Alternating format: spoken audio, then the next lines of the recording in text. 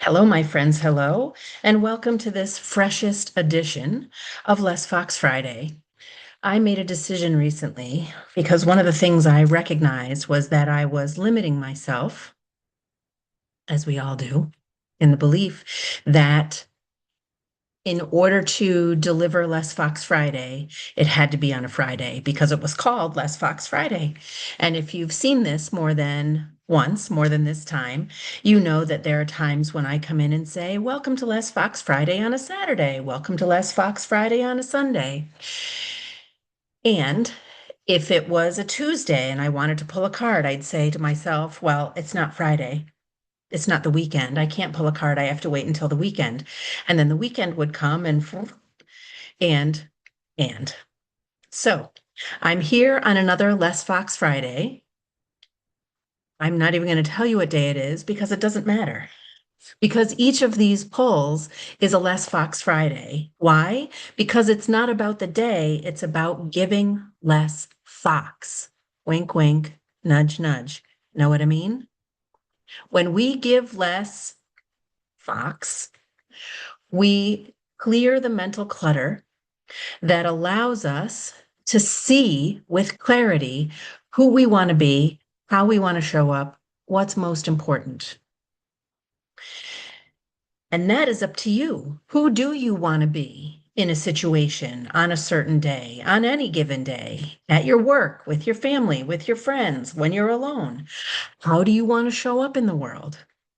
Do you want to show up as all of you? Do you want to show up as somebody who's fitting in? Do you want to show up wearing, Elton John sunglasses and a sparkly purple blazer? All up to you. And what's most important to you? Is it most important that the relationship continues? Is it most important that you speak your truth? Is it most important that you let other people know you're right? Is it most important that you keep yourself safe? Is it most important that you protect your sweet marshmallow heart from getting hurt again? Again, entirely up to you. When we try so hard to fit in all the ways other people tell us we should or expect us to or think we ought to, we dim our own lights to the point where it's not even a pilot light. I've had my pilot light go out. And what does it take to relight it? It takes coming home to myself. It takes asking myself, what do I need right now? And then giving myself that and rebuilding that sense of inner trust that when I ask for what I need, I am able to give myself what I need. And it's not about money, it's not about materials. It's about knowing that you have your own back, that no matter what happens, you are okay because you are still here.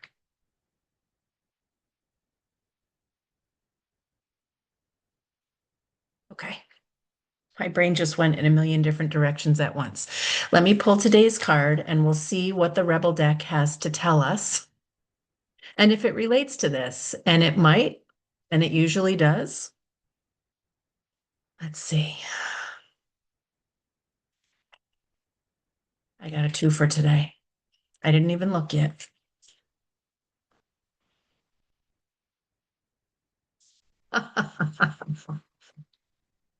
Okay. The first one is ask a foxing expert.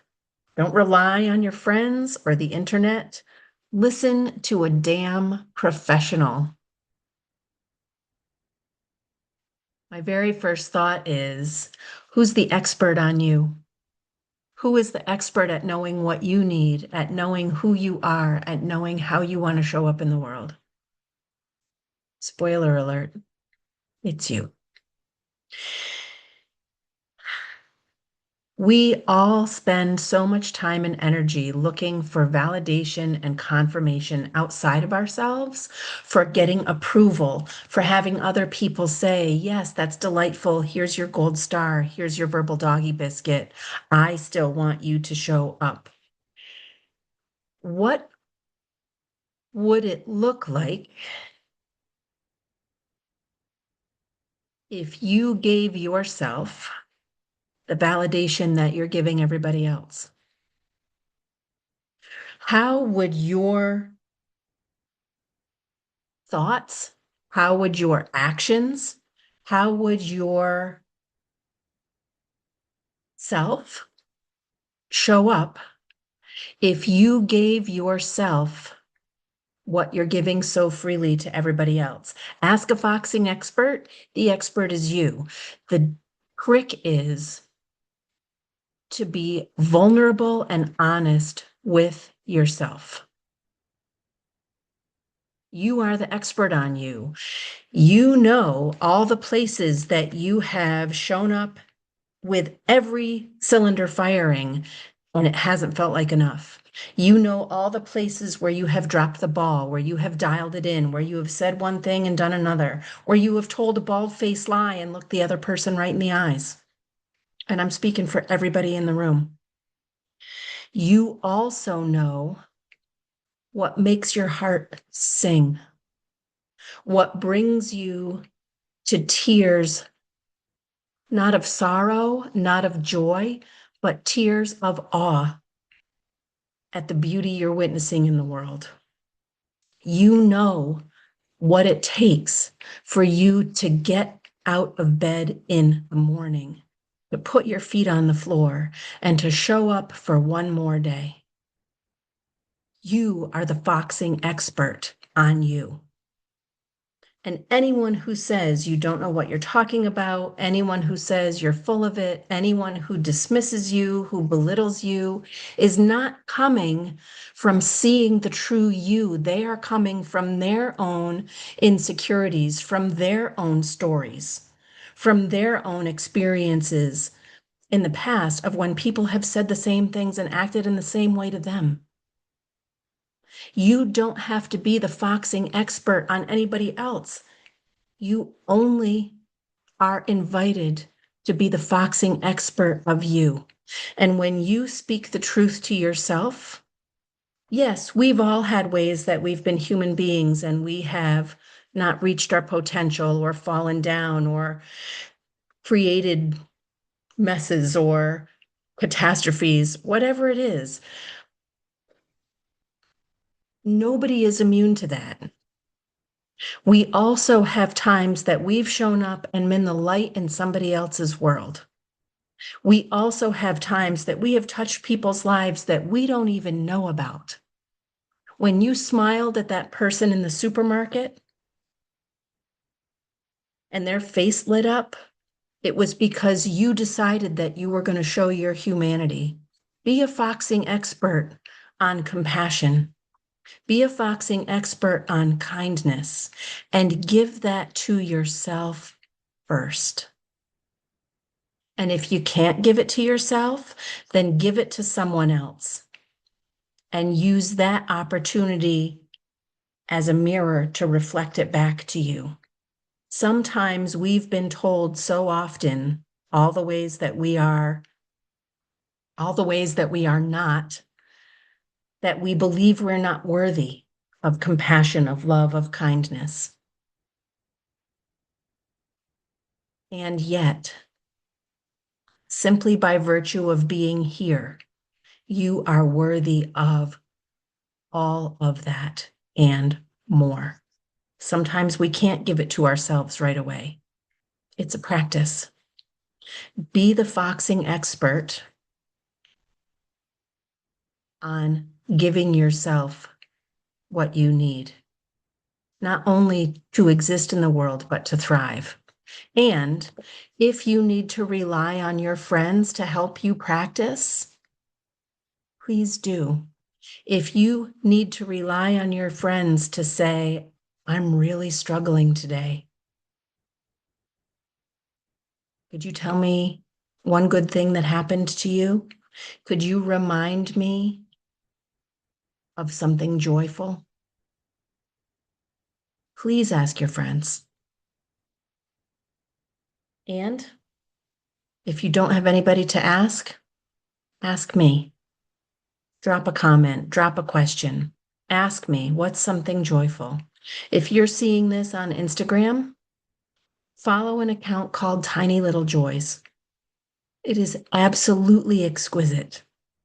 And every single tiny joy creates a new neural pathway. Every time I hear a bird song, every time I see it's spring here, so every time I see a blossom or a shoot that's come up through the ground, or I get the smell of the rainy soil in my nose, that is a tiny joy that helps me remember that even in the midst of all kinds of tomfoolery and shenanigans, the world is a good place and it is worthy of you, and you are worthy of the joys in the world. So ask yourself, as the foxing expert on you, what do I need right now? Where do I see one moment of beauty, one moment of joy? How can I remember who I truly am, who I'm here to be? This could be why it feels like a struggle. You're drained. A bitch is tired. Say this out loud. Fox, no. You don't even have to say fox. You can just say no. No is a complete sentence. Sometimes, some of us, is that true? A lot of us have learned that the best way to get through the world, the best way to stay safe, is to pour ourselves into everyone and everything around us. That the best way to get through the day, to get through the world, is to put ourselves last and take care of everyone and everything else. There is a beauty there.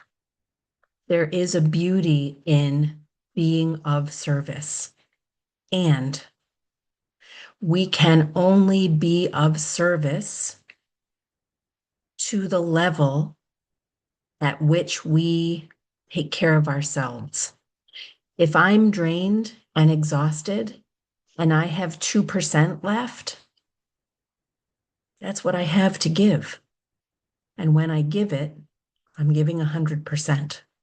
I know that's weird math. It's not necessarily mind math. It feels more like soul math.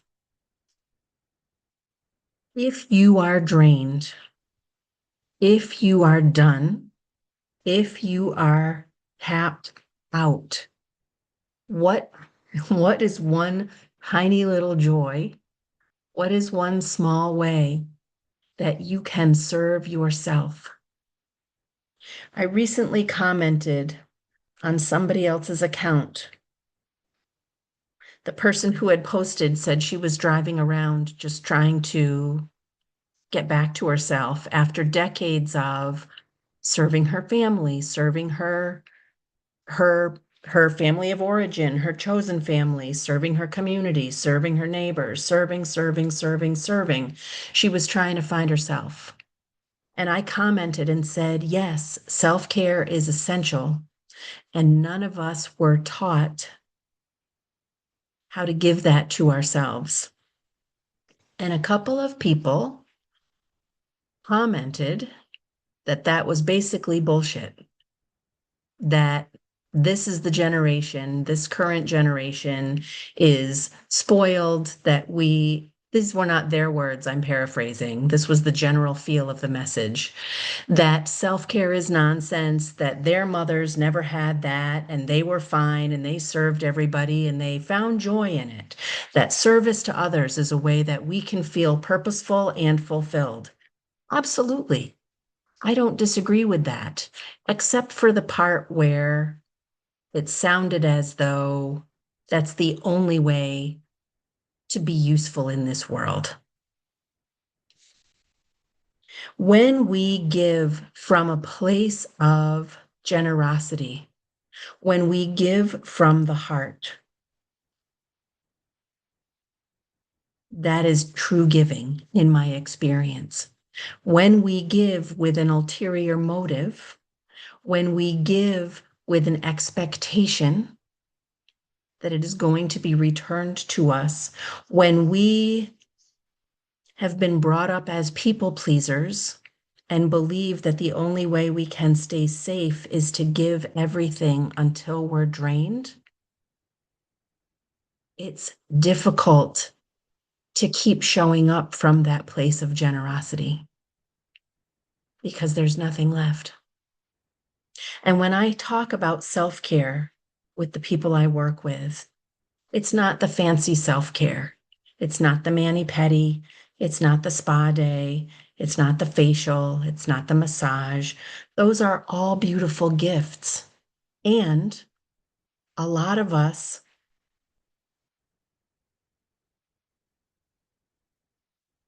don't have the opportunity to give that to ourselves.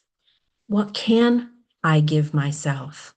I can give myself 5 minutes to sit down and breathe.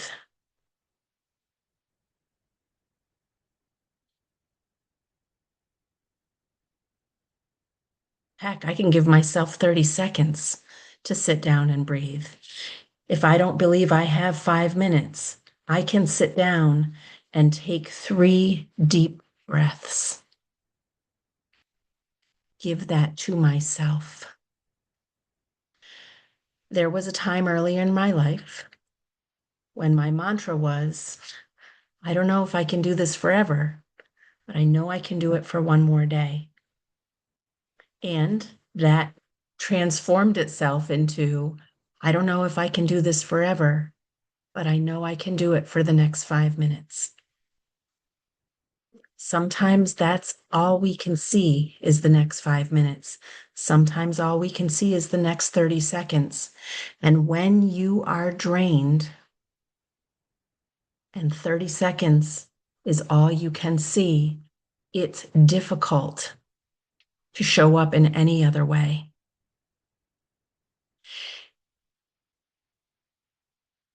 Again, this is an opportunity to be honest with yourself and say, yep, I'm tapped. I got nothing left. How can you give yourself even 5 minutes of the time and energy that you are so generous with everyone around you? So, the expert on you is you. If you are not sure how to begin giving yourself love and compassion, ask a friend or ask me. If you are drained, please practice saying no. And I am speaking from personal experience here.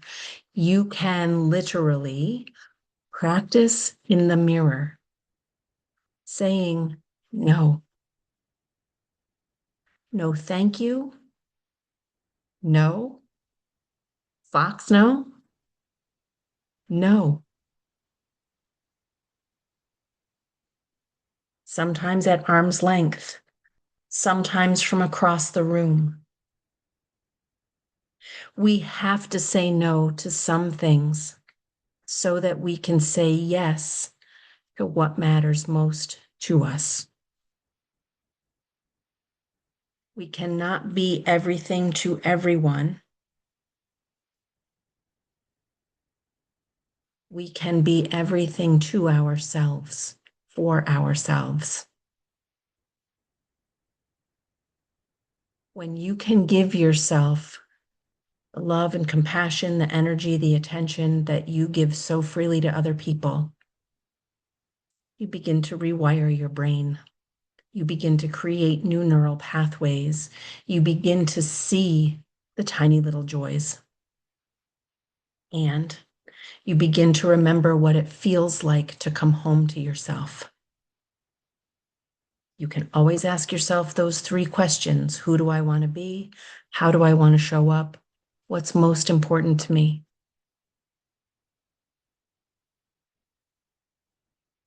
Feel free to ask a question, leave a comment, whether you cared for this, whether you didn't. If you don't care for this, you don't have to come back. If you do care for this and you would like to hear more of it, I'll be here again. Until we see each other again, however that is, please take the very best care of you. I need to figure out how to turn this off.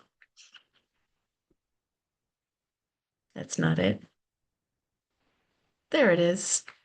I'll see you again soon.